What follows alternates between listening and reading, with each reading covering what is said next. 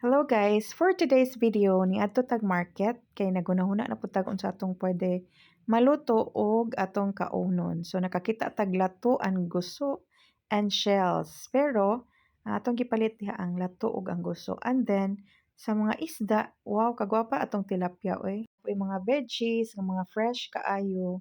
So tan-awa ang mga veggies, very fresh jud.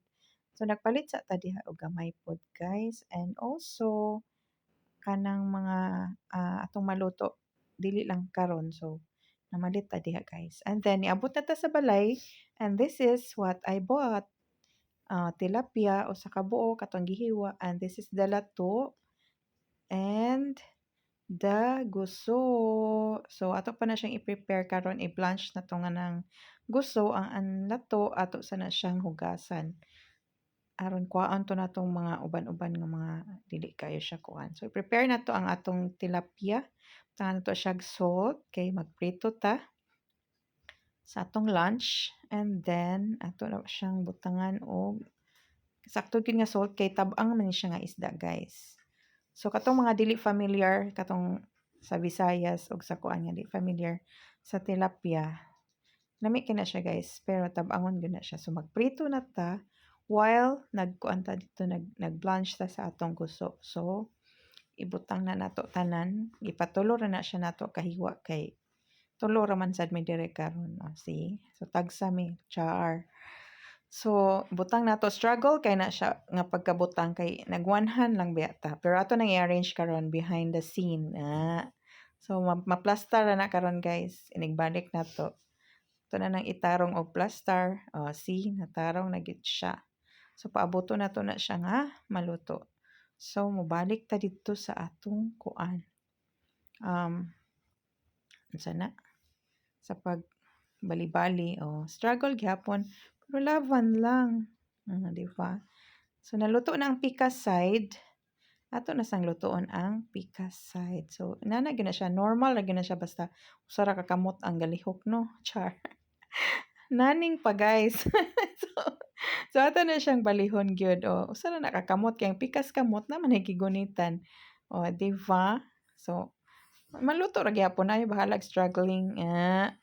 So balihon na to sila. Daog ka pa more. Di ba? Nabali ra gyud oy naunsa. Maluto na gana siya ron gwapa pa gana siya karon ikalutoan na. Sa ato sa na siyang lutoon ha.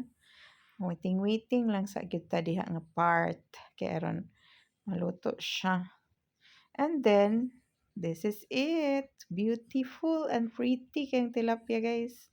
And then na natong gusto ready na siya humana na siya blanch. And then napud atong lamas. Wa pa na siya nato nagisagol daan as usual ug ang atong lato ning gamay siya guys kay naa gyud siya katong mga dili gyud siya pwede kaunon nga part. So itong i-mix karon ang lamas sa atong gusto and then kanang lato di ay ato ra na siyang butang nga gamayng suka karon taod-taod kay na may lamas atong gusto. So pwede ra man na siya nato idungan og kaon. So atong ibutang diha. Then ato na siyang i-mix. So duha jud karon kayo atong kuano seafoods kay taron ikapoy na tag kaon sa mga dili kuan sa mga karne ug uban pa. So seafoods karon seafood mukbang taron guys. I-mix nato na siya para ma-fair ang mga suka ug ang lami diha. Kato siya tong gibutangan og suka ang lato. Di ba gwapa kay guys kuto-kuto gyud na siya. And then let's eat. So init pa kay na siya ang kuan guys, ang prito. Mao nang hinay-hinay ta diha nga part kay di gyud na siya magunitan og maayo then parisa na to gusto og lato di ba? Solve na dayon atong paniud to guys. So nag-inusara lang gyapon ta kay mga bata to sa school. So thank you for watching. Hope you enjoy. Bye.